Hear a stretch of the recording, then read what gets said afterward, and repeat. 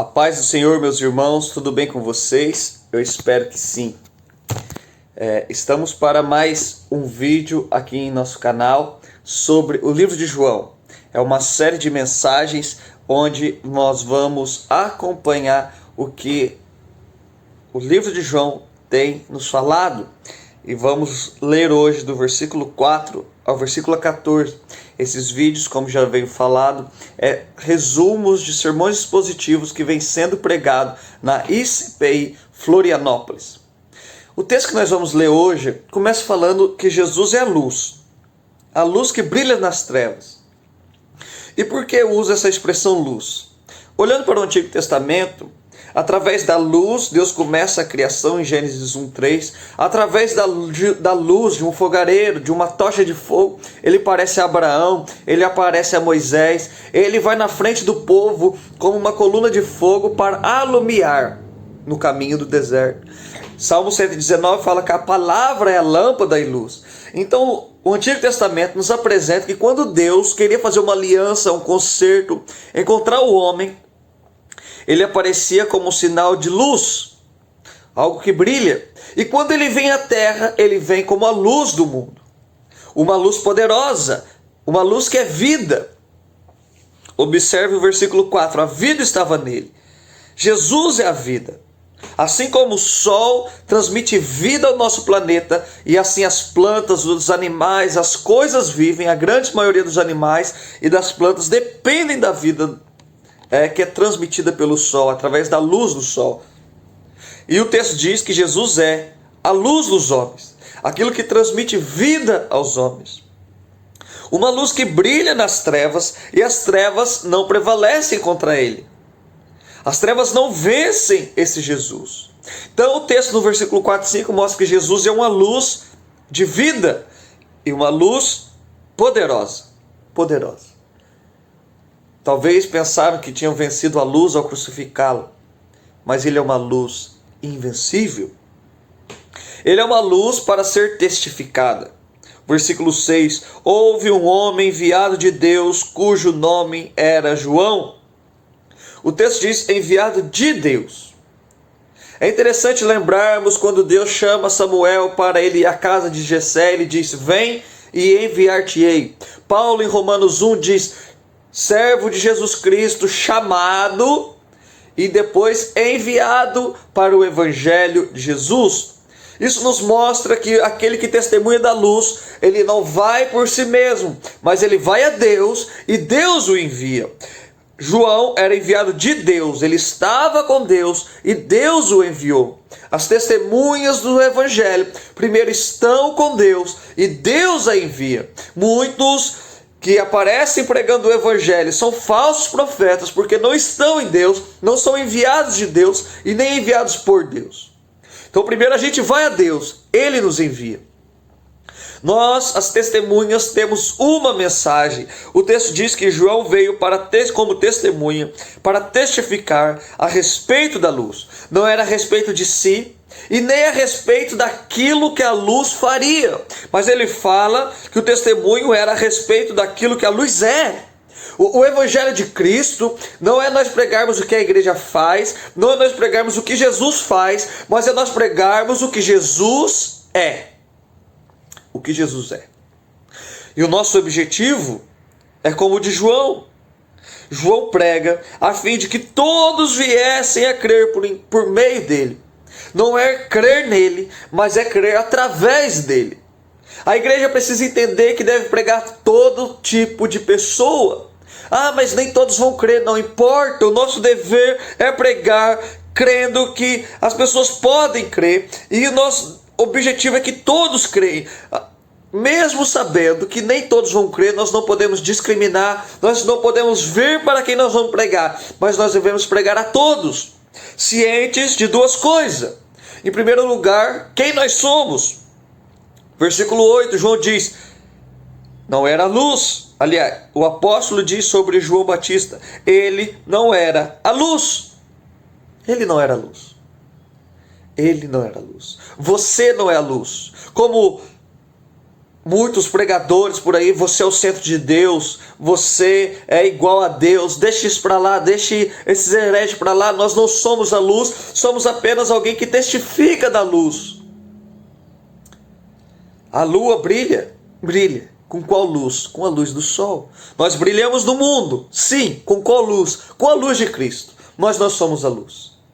Entenda em primeiro lugar que a testemunha tem que saber quem ela é. Ela não é a luz. Em segundo lugar, ela deve saber quem é Jesus.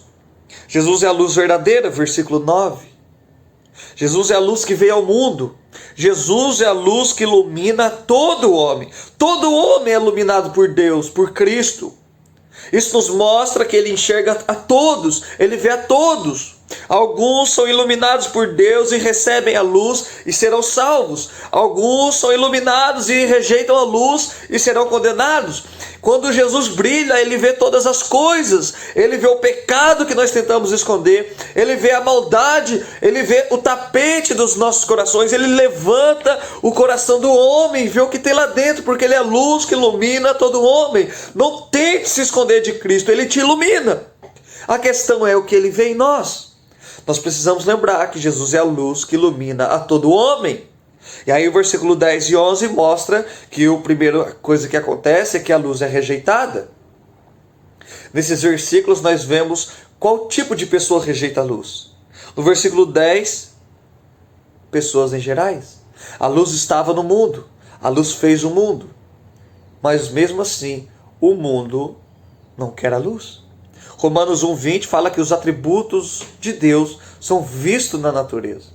Quando olhamos a natureza, vemos a mão do Criador. E mesmo assim, as pessoas não querem esse Criador.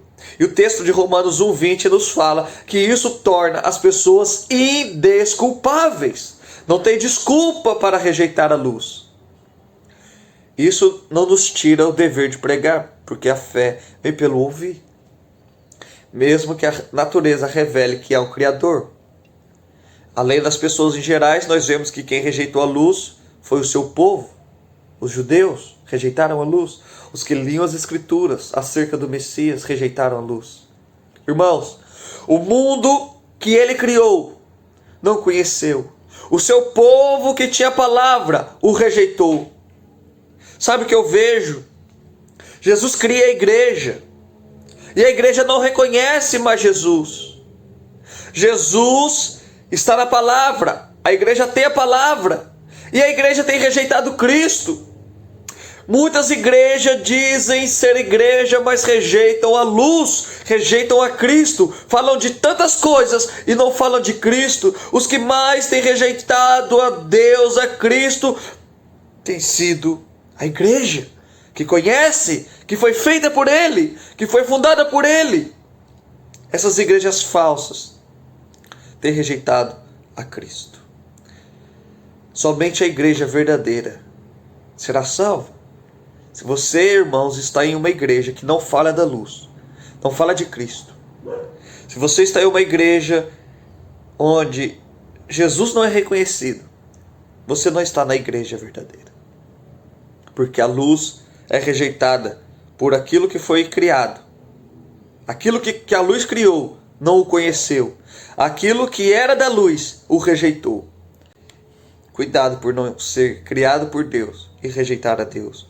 Cuidado para não ser da igreja e não o receber. Seguindo o texto, além da luz ser rejeitada, a luz também é aceita. A luz é aceita. E como que a luz pode ser aceita? E quais os benefícios que a luz nos dá? O versículo 12 nos fala primeiro os benefícios. Todos quanto o receberam, deu-lhe o poder de serem feitos filhos de Deus. Nós temos esse direito, esse benefício de ser feito filho de Deus. Ah, mas todos são filhos de Deus. Não, todos são criados por Deus. Mas nem todos são filhos íntimos de Deus. Ser filho de Deus é ser cuidado por Deus, ser protegido por Deus, ter comunhão com Deus, ser íntimo de Deus e ter Ele como Pai. Somente quem recebe a Cristo tem esse direito, tem esse poder, tem esse benefício de ser feito. Olha, ser feito. Ninguém se torna cristão, mas ele é feito cristão. A regeneração é obra de Deus. O maior cirurgião que existe é Deus tirar o seu coração de pedra e te dar um coração de carne. Na Bíblia nós vemos dois sentidos de filhos. Os da adoção, um sentido legal, Paulo fala bastante sobre isso e dá a entender que o homem é adotado por Deus e tem o direito de ser herdeiro de Deus. Mas esse contexto nos fala claramente de ser feito filho de Deus, fala de regeneração, nascer de novo. Irmãos, ao recebermos a luz, o benefício é uma nova vida. Uma nova vida. Eu quero essa luz, como eu faço? Primeiro, crer. Aos que creram no seu nome. O nome revela caráter, pessoalidade. Então, para recebermos vidas de Cristo, nós temos que crer nele. Não no que ele faz, mas nele. E o versículo 13, João começa dizendo: os quais não nasceram do sangue, nem da vontade da carne, nem da vontade do homem, mas de Deus. Então, o crer e o nascer de novo, irmãos, três coisas interessantes. Não é pelo sangue, ou seja, não é por descendência, não é porque o seu pai é crente que você vai ser salvo, e nem condenado, porque seu pai foi condenado.